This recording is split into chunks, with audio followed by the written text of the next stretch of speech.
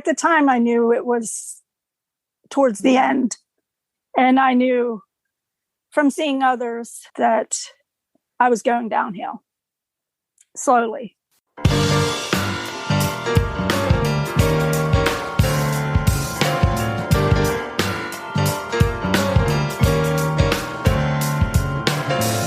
What happens when a Fontan patient needs a tune-up? What kinds of procedures might a Fontan patient need after living with a Fontan heart? What can we learn from an experienced Fontanner who might be facing multiple medical procedures? Welcome to Heart with Anna. I am Anna Jaworski and your host.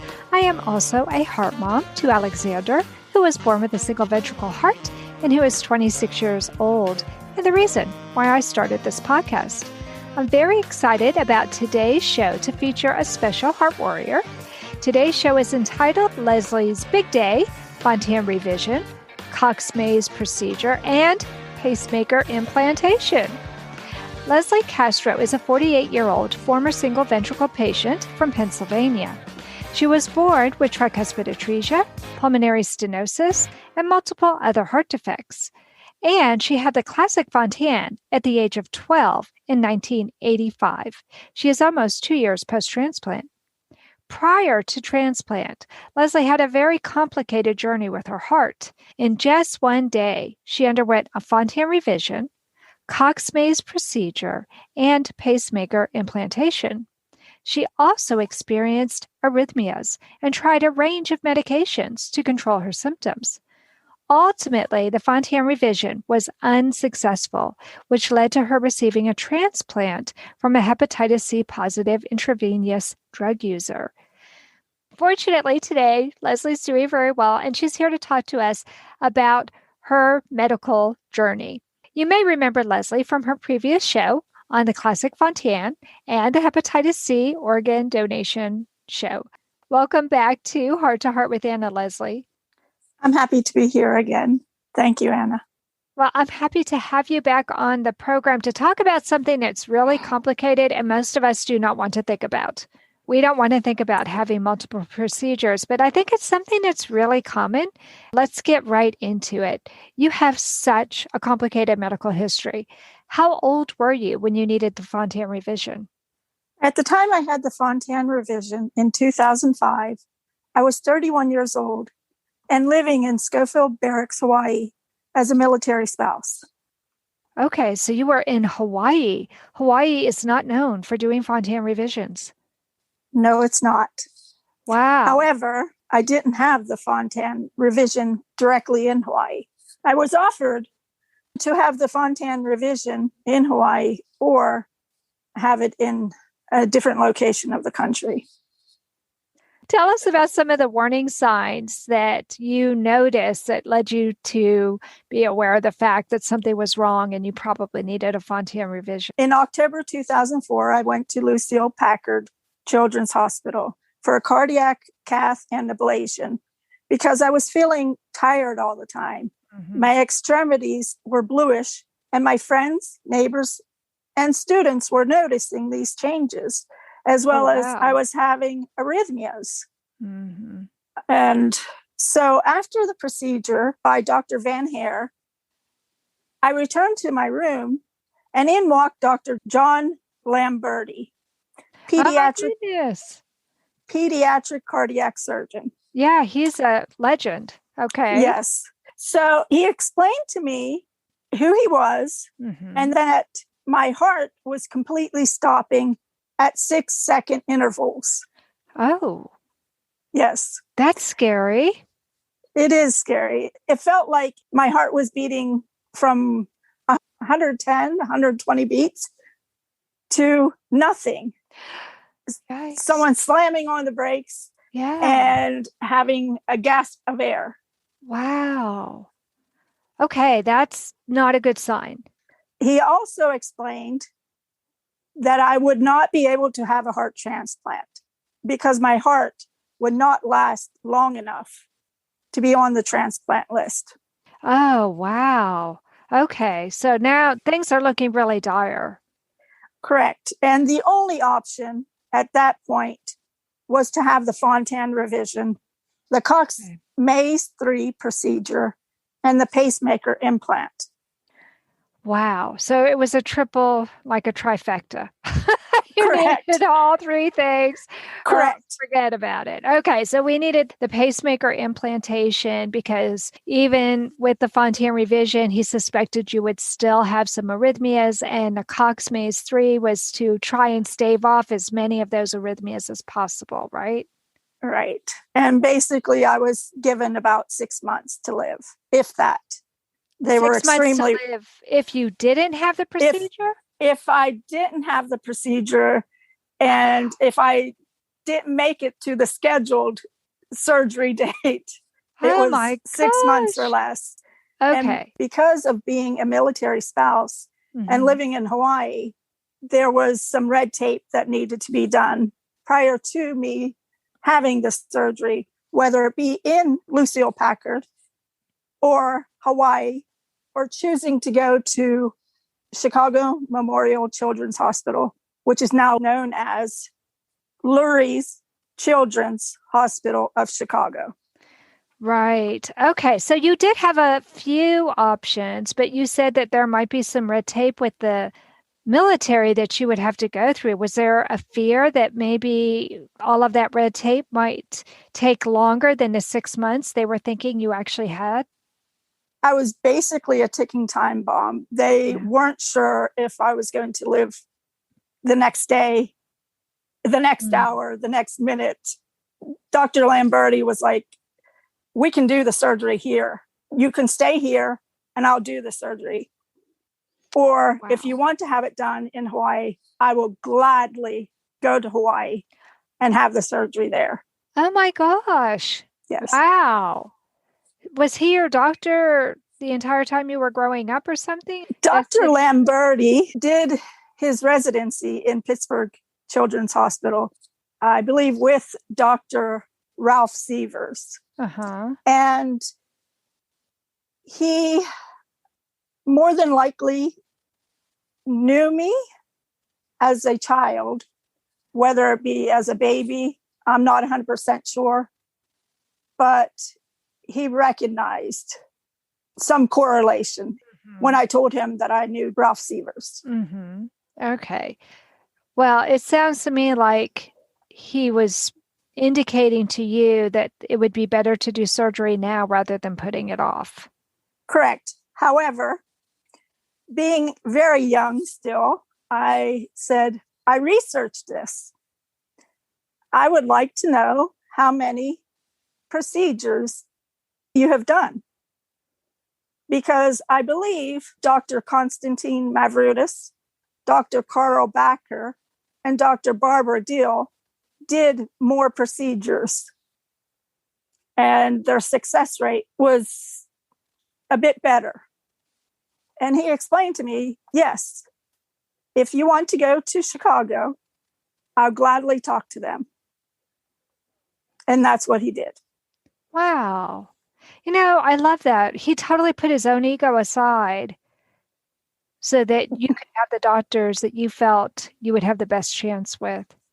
Yes, but for him, he knew that I knew what I was talking about. I explained to him that I researched it, that I knew about this surgery since 1998, that I had talked to Dr. Ralph Sievers about this surgery, and that he was more than confident to sign over the papers and contact Dr. Konstantin Mavridis. And that's exactly what I did. I went to Chicago. This content is not intended to be a substitute for professional medical advice, diagnosis, or treatment. The opinions expressed in the podcast are not those of Hearts Unite the Globe, but of the hosts and guests, and are intended to spark discussion about issues pertaining to congenital heart disease or bereavement. You are listening to Heart with Anna. If you have a question or comment that you would like addressed on our show, please send an email to Anna Jaworski at anna@hearttoheartwithanna.com. That's anna@hearttoheartwithanna.com. Now, back to Heart with Anna. Leslie, before the break, we learned about your Fontan revision and how that was your big day. No wonder having 3 major procedures like that. But now we're going to talk about what else happened on that day. So we know that you had a Fontan procedure. We know that there was a Cox-Maze procedure and a pacemaker to be done as well. So I think most people who listen to the program already know what a pacemaker is, but maybe not everybody has heard of the Cox-Maze procedure. So can you explain that procedure to us? Yes, the surgery was named after Dr. James Cox, and the procedure was performed in 1987, but mostly done by few pediatric cardiac surgeons in the United States, one being Dr. Konstantin Mavroudis. By 2004, Dr. Konstantin Mavroudis, Dr. Carl Backer, and Dr. Barbara Deal successfully completed 80 surgeries on congenital heart patients. That's a lot of surgeries. Yes. I'm guessing that you saw some kind of literature about this. I did. I had been researching since 1998. Okay. I knew that something had to be done. I was having severe arrhythmias. Mm-hmm. And apparently, this must be something that's common with single ventricle patients for them to have done 80 of these procedures. Correct. The Cox-Maze procedure involved a complicated set of incisions made in a maze-like pattern on the left and right atria to permanently interrupt the abnormal electrical signals, or sometimes the scar tissue irritating the heart. Right. That can cause irregular heartbeats or atrial fibrillation. Okay, so we know that you Fontanners have mostly had 2 or 3 surgeries, at least. Some of you Fontanners have had more than that. So it's not surprising that there should be scar tissue that forms on the heart. But I guess it must be so common that now they realize that this Cox-Maze procedure is one of the potential ways to remedy at least some of those arrhythmias, right? Right. Uh-huh. This surgery was known as the cut and sew procedure. Wow, Cox-Maze sounds so much better than cut and sew. Oh my gosh. Yes. My son had a modified Maze procedure, and now I'm curious, was it a Cox-Maze procedure? Well, what happened was after the procedure that I had in 2005, there were more revisions of the Cox procedure. So they had Cox-Maze 4, and they had different upgraded procedures of the maze. Right. Okay. So the maze procedure seems to be something that's fairly common with you single ventricle patients when you're already having open heart surgery, because they can do that ablation. For those of you who don't know, a maze procedure is an ablation that is actually done on the heart to try and eliminate some of the arrhythmias that a patient is having. Can you talk to me about some of the arrhythmias? It sounds like you were kind of going into heart block where your heart was completely stopping, which is really, really scary. Good grief. But then it would start back up again. It sounds like it was almost like what you envision a car. When a car starts to die and then kaput, it stops and then it's sputtering to an end, and then you're able to somehow get it jump started again. Correct. Exactly how it was. So scary. Exactly. Yes. Okay. So you also talked about having sort of medications to try and deal with the arrhythmias. Talk to us about some of the medications that you took and when you took them. Basically, in 1997, I started having symptoms such as heaviness, as well as discomfort in my chest area. And my heart was beating around 110 beats per minute. But I just chalked it up to working too much, 40 hours a week and taking college level classes.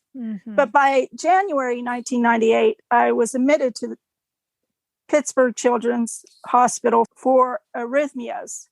I started off with supraventricular tachycardia, And as time went on, I basically had tachycardia, ventricular tachycardia, supraventricular tachycardia. And right before the Fontan revision, I was basically in bradycardia on a daily basis. From 1998 to February 2005, I basically exhausted a number of antiarrhythmic medications, such as atenolol, amiodarone, procainamide, which they don't even use anymore because of the severe side effects, Rhythmol, to name a few of the antiarrhythmic drugs. Along with taking those antiarrhythmic drugs, I had numerous cardioversions, too many to even count. Oh, wow. That I stopped going to the hospital because there was nothing that they could do, just cardiovert me continuously every day. Oh, gosh. People who have had cardioversions have told me it feels like you're being kicked in the chest by a horse. Yes. Yes. I can't imagine going through that more than once.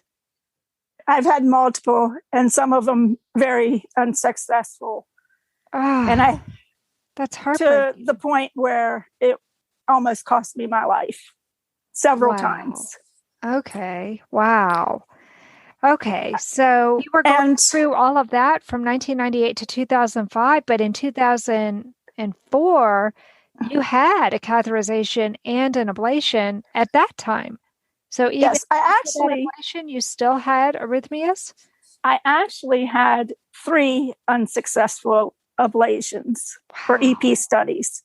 Wow. The last one was Lucille Packard in 2004. Wow. And I was basically told there wasn't anything more to do except for have the revision. Okay. So you got your Cox-Maze procedure. It did not get rid of all the arrhythmias. You had a pacemaker. What was the result of you getting the pacemaker? I mean, was that at least something that was helpful for you? Yes, I needed the pacemaker. Even though I had the Cox-Maze procedure for arrhythmias, it didn't mean that it would cure my arrhythmia issues completely. Okay. There was always a possibility that my arrhythmias would return, and they did. So a dual chamber pacemaker was placed in my lower left abdomen, and the leads or wires were placed on the left and right atrium. My heart was 100% paced by the pacemaker. And because I was 100% paced all of the time, I needed a pacemaker battery replacement every 6 years. I had a total of 3 pacemakers. And right before the transplant, I was having bradycardia again and tachycardia. So you were having the bradycardia even though you had a pacemaker inserted and the pacemaker should have been pacing your heart? Yes. Is that because your heart was just wearing out? My heart was giving out completely.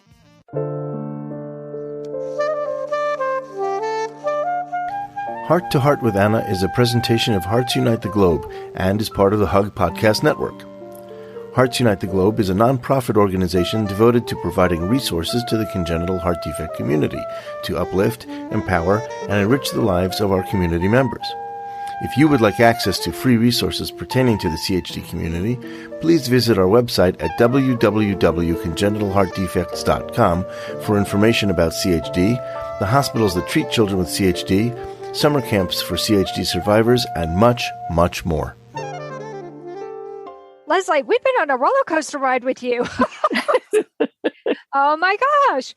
Surgeries, ablations, cardioversions, all these different medications, and nothing was curing your heart defects, which we know it's not cured, but I mean, it wasn't even really giving you the kind of quality of life that you would expect after enduring all those different procedures, the medications, everything.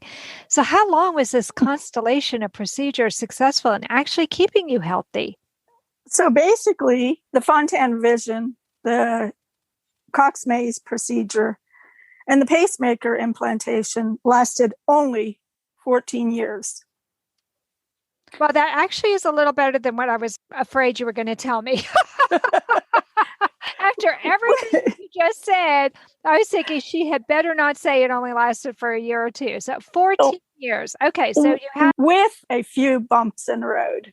Okay, you got 14 years of, I can work, I can enjoy my life.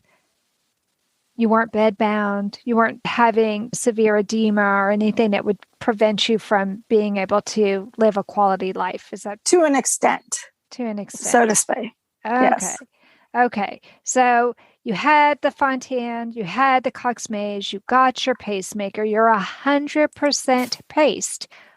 And after you recovered, which I'm sure took a good year just to recover from something that extensive, you did start to lead a good quality life again. Tell me about the warning signs that you had that told you, oh no, this isn't working. So in 2010, I ended up having 5 coils put in because I had several collaterals. Oh. And when the doctor came out after the surgery, she said, Leslie, I can only put 5 coils in. It's too dangerous to even consider putting in any more. And you needed a lot more. Wow. This was 5 years after you had your Fontan revision. They must have done an echo or something to let them know that your body was producing all these extra blood vessels that needed to be coiled off. Well, actually what happened was I started becoming tired and lethargic. I wanted to sleep all the time. Mm-hmm. And I wanted to sleep at work, but I worked every day, constantly, 40 hours a week. My coworkers were like, I can't believe that you're still working, going day after day after day, even after the revision. And before the revision, I worked every day. Okay, so you're starting to get tired all the time. You know something's wrong because apparently you thrive on having a good work ethic, and you must have enjoyed what you were doing to be there every single day and to have the level of conscientiousness that you did. But if you're almost falling asleep at your desk and your coworkers are wondering how you're still making it, you knew it was time to see the doctor and see what was going on, right? Right. For the coils, yes. Mm-hmm. I knew it was time for something to be done. Right. So what tests did they do to enable them to know that you needed to have the coils? Cardiac catheterization done. Oh my gosh. Okay. So they actually had to do a catheterization. And that's when they saw all these extra little blood vessels that your body was producing to try and help you get more oxygen. Correct. And they placed the coils via cath. Okay. Well, that was good. At least they could do that via the cath. But they only got to do 5 before they said, oh my goodness, we can't do any more, even though she needs more. So what did they tell you was going to be the next step after that? It was done in San Antonio. And she said, Leslie, be blessed to be still living. Mm-hmm. And that was it. Oh. Okay. So in other words, make the most of what time you have. Yes. Okay. Yes. That's not what you want to hear. I've been told it many times throughout my life. So I said, okay, no problem. Okay. I'll go on with my life. And then I ended up moving back to the East Coast from Texas in 2013 because I knew eventually that I would need a heart transplant. So I worked from 2013 to 2018. However, in 2015, Dr. George Ruiz wanted me to have a cardiac cath, and he thought there had been some possible things going wrong. I didn't have the cath. I continued to work and continued to the point where I knew there was something wrong. Okay, so this doctor says, we know something's wrong. I want you to have the cath, and you decided not to. Why did you decide not to? It seems like you've been pretty good at following doctor's advice. Even if you go to a different doctor, you have no problem with standing up to medical authority, which good for you, Leslie, and seeking other information and seeking care in other places if you don't feel that you're going to get the level of care you need. So why did you decide not to get the catheterization when he suggested it? At the time, I knew it was towards the end. And I knew from seeing others that I was going downhill slowly. At first, I started having fluid retention in my ankles. And then over the years, with diuretic increase, my fluid went from my ankles and moved to my abdomen. My stomach felt as if I was going to explode at any minute. My stomach ached and throbbed. Not only did my stomach throb, but my back did as well. Well, sure, because you got all that extra weight that you really didn't need to have on you. Right. And I imagine you were on Lasix and all kinds of stuff, but the fluids just weren't coming off. Correct. Towards the end, I was carrying 40 pounds of fluid in my abdomen. Gosh, that's worse than being pregnant. Yes. Yes. Wow. And because of the diuretics, I craved salt. Sure. Like no tomorrow. Sure. I never seemed to have a balance. My oxygen level decreased slowly, and it was harder for me to walk up a hill or even flight of stairs. Sure. My oxygen went from the mid-90s to the high 60s without... Oh my gosh, that's a huge dramatic change. Without an oxygen tank. Right, just on room air. Okay, correct. So now you really know something is wrong when you've gotten correct numbers like this.